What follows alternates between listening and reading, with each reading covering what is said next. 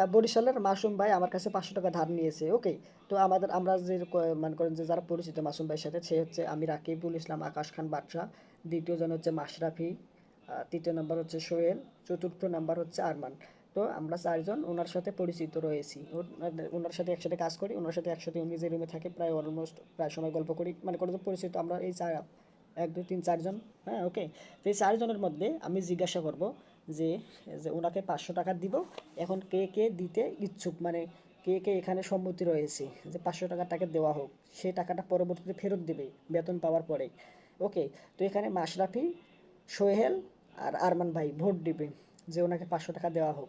এখন এখানে যে যদি বেশি লোক বলে, 2 জন বলে যে দেওয়া হোক, তাহলে দেওয়া হবে।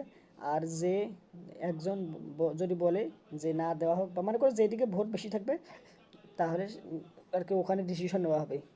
ওকে, 2 জন বলে দেওয়া হোক, তাহলে দেওয়া হবে। 2 জন যদি বলে যে না দেওয়া হোক, তাহলে না দেওয়া হবে, কারণ না দেওয়ার পক্ষে তখন বেশি ভোট থাকবে। আর হ্যাঁ দেওয়া হলে হ্যাঁ দেওয়ার পক্ষে বেশি ভোট থাকবে। তো এটা আমরা আর কি একটা এক্সপেরিমেন্ট করবো, যে এখানে দেখবো যে কে বিশ্বাস করে ওনাকে আর কে বিশ্বাস করে না। মানে এখানে মানুষের মন, মানুষের চিন্তা ভাবনা, মানে অনেকটা আর কি তার ফিলোসফি যে বিষয়বস্তু রয়েছে এটা আর কি প্রকাশ পাবে।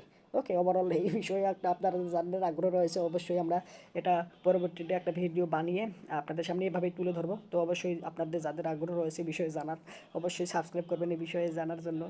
ওকে, সাবস্ক্রাইব করলে আপনি বিষয়টা জানতে পারবেন, পরবর্তীতে আমাদের ভিডিওটা আপনাদের কাছে যাবে। ওকে, আর এখানে এই ভিডিওটার মধ্যে এখন যে ভিডিওটা দেখতেছেন এখানে লাইক দেন, আর কমেন্ট করে আপনার মতামত জানান যে আসলে বিষয়টা কীরকম। ওকে, একটু ইন্টারেস্টিং কিনা। হ্যাঁ।